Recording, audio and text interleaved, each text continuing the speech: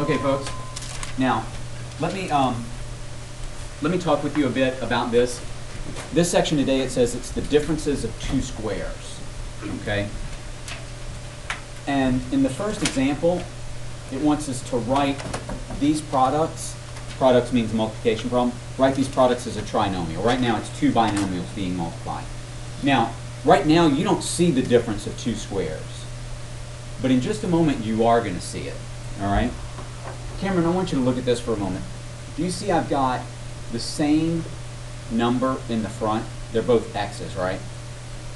And in the back, disregarding the signs, I have the same number. Don't think about one positive, one negative for the moment. You see I've got x in the front and I've got 3 in the back. Okay?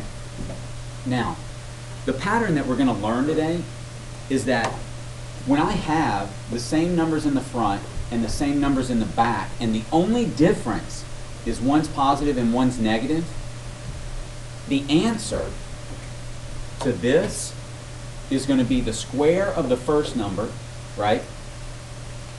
And the square of the second number. Jet, what's the square of the second number? Okay, what is the second number?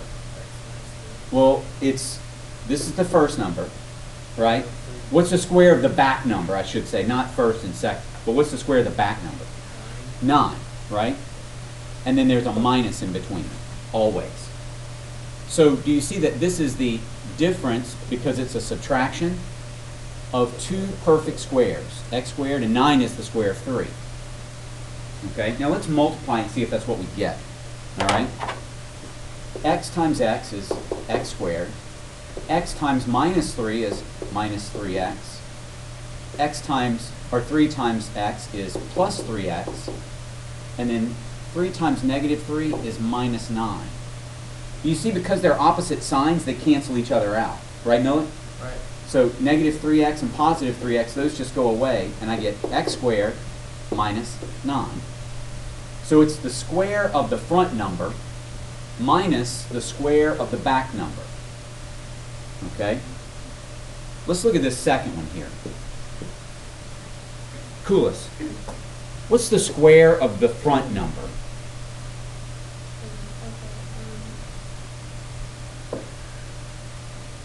What is the front number, Coolest? 2n. And we want to square it. Okay? What's the back number, Coolest? 5. And we're going to square that. What goes between these two? A minus. Okay? Can you tell me what 5 squared is, Coolest? Okay. And can you tell me what 2n squared is?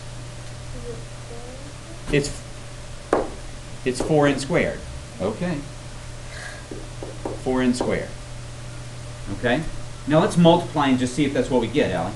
All right? Ellie, what's 2n times 2n? Oh, that's nice. 4n squared. What's 2n times minus 5? Minus 10. Minus 10n. But what's 5 times 2n? That's plus 10n. And what's 5 times negative 5? Negative 25. Again, these things in the middle just cancel out, and we get 4n squared minus 25. So do you see how there's a little shortcut there? Right? The key is we're going to need to be able to recognize it and separate it back out. Okay, we're going to practice doing that some in just a bit. Are we good enough on this first example? You guys are awesome. Let's go to the second example.